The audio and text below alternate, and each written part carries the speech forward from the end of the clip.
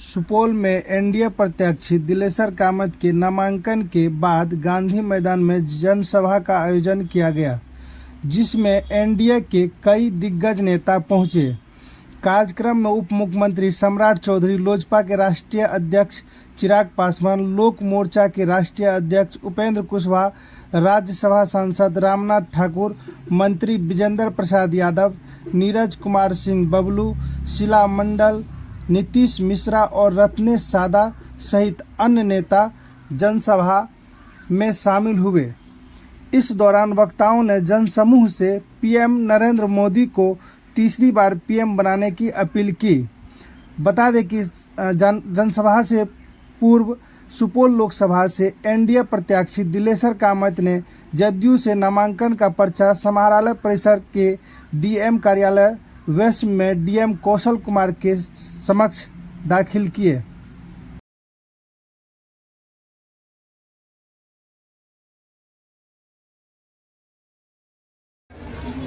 बगल के सेंटर पर जाना है, राशन कार्ड दिखाना है और आयुष्मान भारत योजना के तहत कार्ड बनवा लेना है।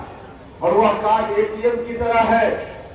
संयोग से कोई व्यक्ति बीमार पड़ जाए दुर्भाग्य से, तो कार्ड लेकर जाए अस्पताल में 5 लाख रुपया तक का इलाज बिल्कुल free.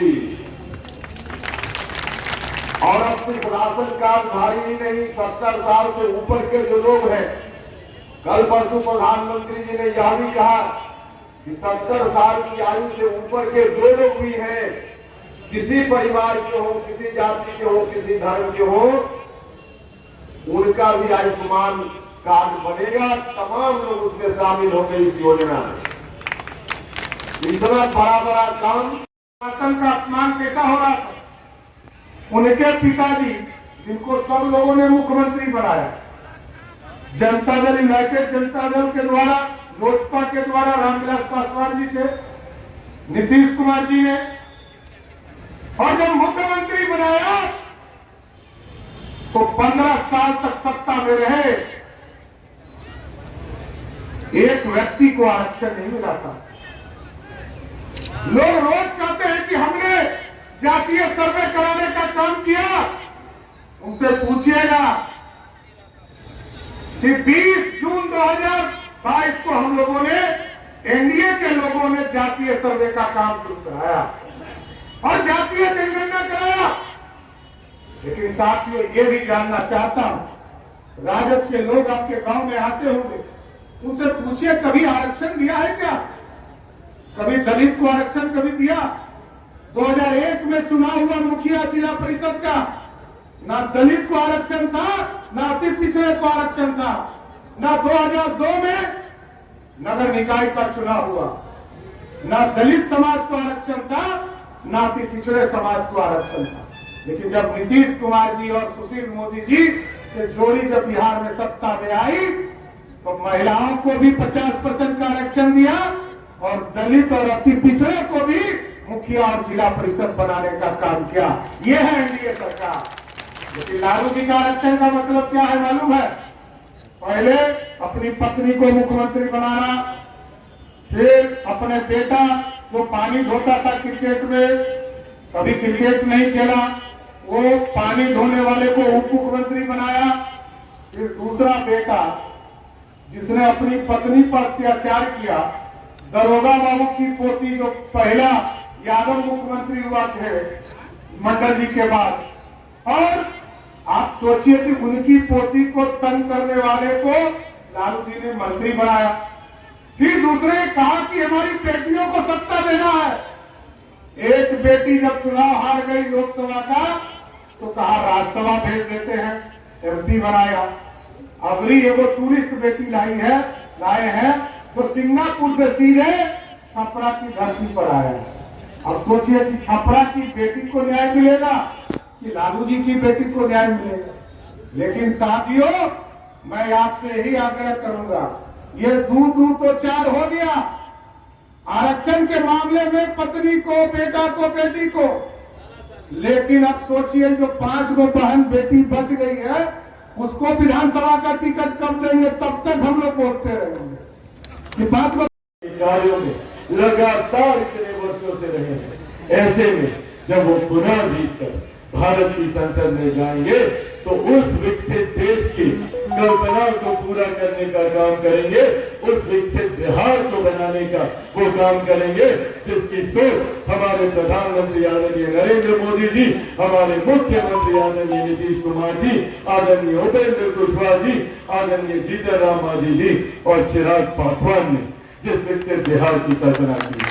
Bihar first, Bihari first की सोच के साथ निकला ताकि बिहार को देश का नंबर 1 राज्य बनाया जा सके।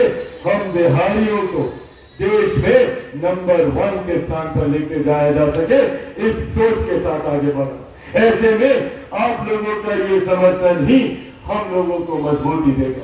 तो इस उम्मीद के साथ कि आने वाले दिनों में आप सब 7 तारीख को पूरे परिवार के साथ, रिश्ते नाते अड़ोस पड़ोस यार दोस्त परिवार सबको लेकर मतदान केंद्र जाएंगे। जाइएगा ना, जाइएगा ना।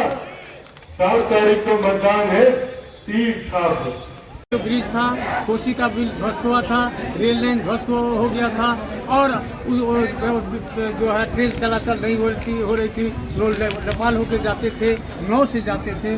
मैं जीत कर आया तो पहली प्राथमिकता मेरी हुई रेलवे में सबसे पहले मैं छोटी लाइन को बड़ी लाइन में कन्वर्ट करा करके सहरसा से लेकर के उधर दिलवली तक रेल लाइन का निर्माण करा करके पुल पर जो पुल पहले से निर्माण था उस पर रेल लाइन की पट्टी बिछा करके और इस हो करके उस 84 साल के बाद उस ब्रिज पर होकर रेल चलाने का काम किया, जो सबसे बड़ी उपलब्धि है। दूसरी उपलब्धि रेलवे की है जो फार्मेश्वर से लेकर सहरसा तक जो गाड़ी नहीं चलती थी, 2008 का जो भूकंप हुआ था, 2008 के भूकंप में ध्वस्त हुआ था और उसके पहले 2 सांसद हुए थे। किसी ने इस क्षेत्र का काम नहीं किया, इस चीज़ को लोकसभा में नहीं उठाने का काम किया, वो बाधित था, जनता परेशान थे। मैंने उस रेल खंड को फार्मेश्वर से सहरसा तक का ट्रेन चलाने का काम किया। 2 मेल एक्सप्रेस जो जोगबनी से लेकर के आपको पटना की ओर जा रही है, दरभंगा होते हुए, एक जोगबनी से सहरसा मेल एक्सप्रेस आ रही है। 5 जोड़ी ट्रेन इस दोनों सेक्शन में चल रही है। काम एक अधूरा उसमें बच गया है। जो सरायगढ़ से लेकर के सहरसा होते हुए पटना जाने का जो राजरानी था उस स्वीकृति हो गया था, वो ट्रेन चलती, लेकिन वो बाधित हो जाने के चलते वो नहीं हुआ। अब अगले बार यदि जनता का आशीर्वाद हुआ तो उसको मैं चलाने का काम करूँगा। और दूसरा रेलवे का जो इस क्षेत्र को मुझे देश के राजधानी दिल्ली और अन्य भागों से जोड़ना है, और मेरी प्राथमिकता रहेगी इस क्षेत्र के सुपौल क्षेत्र की जनता को जो रेलवे का सुविधा जो है, जो दिल्ली और अन्य क्षेत्रों में अगर मैं जीत के जाता हूँ तो सबसे पहली प्राथमिकता इसको चलाने का। इस तरह से जो विकास का काम है उस विकास का काम करूँगा। मेरा मुद्दा केवल विकास है, विकास करना है। सुबह का कैसे विकास हो उसी को लेकर के भारतमाला एवं सभी तरह के 6 लाइन और 4 लाइन बन रहे हैं हमारे क्षेत्र में आपके थ्रू से, जिसमें रैयतों को मूल्य के आधार पर कम रुपया मिला, जिससे रैयत बहुत नाखुश है। इसमें क्या कहना चाहिए? देखिए, ऐसी बात नहीं है, उसका नियम है। 4 लाइन का और रेलवे का जो जमीन उसका जो अधिकरण किया जाता है उसका नियम है। पिछले 3